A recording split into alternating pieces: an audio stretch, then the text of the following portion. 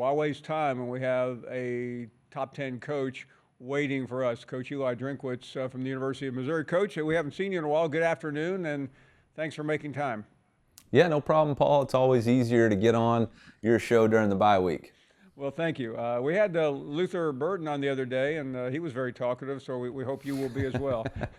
Yeah, he did enough to get us on ABC this next game by promoting that we need to be on a bigger stage. So, the pressure is going to be on him to deliver. Well, I think that's a position that you can have to show no fear. So he comes on the SEC network and says, "We want better than the SEC network." I wouldn't worry about this guy if I were you.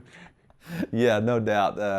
Yeah, he's got to pick a better audience to say that in front of, no doubt. And not to harp on that, because your team has certainly performed well, even with a few close calls. But is there a narrative that's building, or am I just imagining things that the Missouri Tigers feel somewhat disrespected? I don't think we feel disrespected. At the end of the day, winning takes care of itself. If you continue to win, then people can't deny that, regardless of what it looks like. So we got our own issues we need to handle out. We're not playing at full strength right now from a execution standpoint. So there's no narrative right there. We're not disrespected. We got to play a lot better in order to earn that respect. Well, let's talk about what we've seen so far, and yeah, there have been a couple of close calls, but you're still undefeated and marching along. How would you evaluate your team so far? Yeah, I think the strength of our team is obviously the gritty nature that we have, the ability to sustain punches and still fight back and find a way to win. Obviously down 14-3 to BC, down 17-14 at halftime. Versus Vanderbilt, but on the offensive side of the ball, we're not executing at a high enough clip in the red zone. We're 3 for 10 in the last 2 games on third down plays in the red area. Defensively, we missed 22 tackles in that last game. We've got 4 explosive pass plays over 25 yards for touchdowns that has to be taken off the tape. And then on special teams, we're inconsistent. So we've been able to identify the problems. It's really from now on about, as coaches, are we attacking those problems in practice and giving our guys the chance to get better? And as players, are we taking ownership of those issues and trying to improve? So it probably makes the next question a little bit easier to answer, since you may have alluded to it. But during the bye week, obviously you want to get healthy, but in terms of what you just laid out, is that the primary focus of concentration? Yeah, yesterday was a big first, second down emphasis, utilizing noise also, just because we need to be preparing for next Saturday's opponent. Today's a big red zone emphasis with third down also, and some competition stuff. And then tomorrow we'll get into Texas A&M. We'll try to get ahead on Texas A&M tomorrow. But really the first 2 days have really been about us and us improving. In terms of what you do, in addition to what you laid out, is there maybe a second more to think and try to assess where things are and where things need to go the rest of the way? Yeah, absolutely. I think for all of us, there's really 3 checkpoints for the season for us right now. It was bye week 1 and then bye week 2. Bye week 1 isn't so much about getting healthy, although there's a couple of guys that we need to do that for. It's really about continuing to eliminate bad football and continuing to improve as a team. We've clearly identified some of the strengths of our players and some of the strengths of our team, and so making sure that our play design on both sides of the ball accentuates the strength of our team. Obviously, that's Luther Burden, that's Brady Cook running, that's Nate Noel, that's Theo Weiss. So making sure that the plays that we have are designed specifically to take advantage of those guys' talents. Same thing on the defensive side of the ball. Our defensive tackle room's really played at an elite level, so making sure we're keeping those guys on the field to have as much success as possible.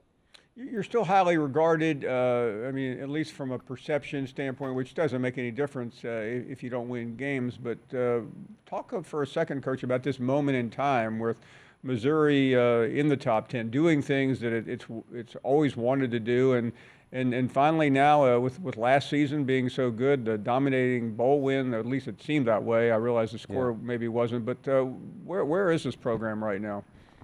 Well, I think we're achieving what we had always dreamed of achieving, but there's still a lot of work laid out in front of us. But I think it's a moment to say, hey, we can accomplish what we believed we could accomplish by coming to school here, whether it was the dream that we sold to Luther Burden or the vision that I had when we took this job or the vision that I've sold to the staff and to the administration on investing in us and the reasons why to invest. So I think it's a proud moment in time for the state of Missouri. You've got great football at the college level, and then you've got great football at the NFL level. So for the 6.5 million residents of the state of the Missouri, I think they can all get behind both us and the Chiefs right now, and that's an awesome thing. Coach, I've talked to a lot of players, and sometimes they don't even realize. I mean, they know they're off, but they haven't really thought about it. You seem a little more meticulous in planning for this weekend. You'll be off Saturday. That doesn't happen often in September. What will you do? Well, I'm glad you asked, because I had my own plans in my mind, and I was going to sleep in. I was going to get up and watch maybe a little bit, not Game Day, because I don't watch that show. I watch your show on SEC Network, SEC Nation. And then I was going to watch football all day. And then I checked in with my wife, who's the director of family operations. And my sixth graders got a volleyball game in Westville, Missouri.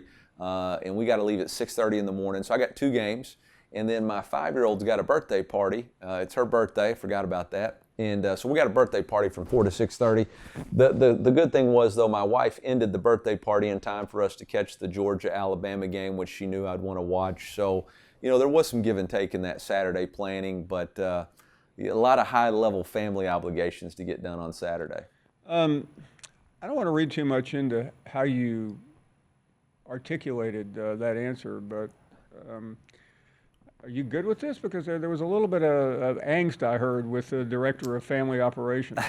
No, there's no angst. There's no angst at all. No, you know what? I honestly, I really do enjoy going to be a fan of my kids play games. It's just a different time for me. I don't have to think about strategy. I don't have to think about energy or effort level. I just get to go watch and have fun and see them have fun and see smiles on their faces. So it'll be good for me to try to relax and not put too much emphasis on that. And it'll be good. I was going to watch the UNLV Fresno game, but with the recent updates on some of that game might have got crossed off the list. Can you help me on that? Because we all in these chairs get called on these shows to give expert opinion, and I really don't understand it like a coach does. Is it not? I realize specifics. You may not know, but just in general, is that a concern of yours that we're going to start seeing things like that?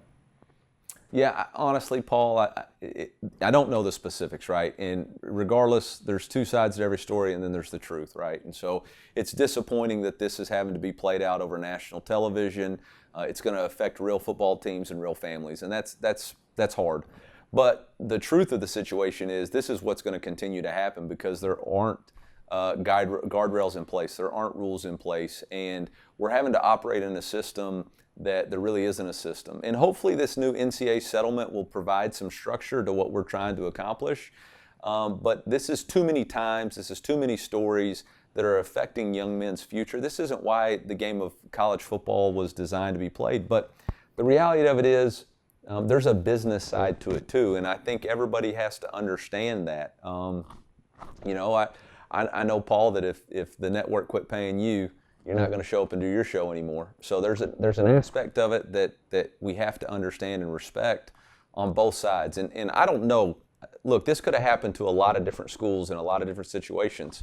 And I just hate it because there's not really any rules in place that can prevent it. I saw a tweet today like, where are you going to take these complaints? There's not really anywhere that you can. And that puts everybody in jeopardy. It puts the fans in jeopardy for a great game. UNLV's having the greatest season they've had in a long time. And now that's in jeopardy because of, this situation. And I hate it for everybody involved. But really the blame lies at the feet of the system in place. A very interesting answer there. I appreciate you sharing that because it has been the talk of college football this afternoon, even more than the possible friction between you and Ms. Drinkwitz. Anyway. There's no friction there, Paul. You're trying to create stories now. Yeah. Well, but it was just the way you brought it up. That's all. I get it. You could have had a great day. Especially watching these morning shows on ESPN and the SEC Network, learning about your own program. Yeah, they're going to tell me all I need to know about what I got to get fixed. So, nobody has more insight into what the issues are at the University of Missouri than the talking heads on SEC Live. So, I mean, I'm ready to gather up what I got to get done. Coach, listen, we appreciate you dropping in. We will see you very soon, I hope. Hey, thanks, Paul. MIZ. You got it. Coach Eli Drinkwitz joining us.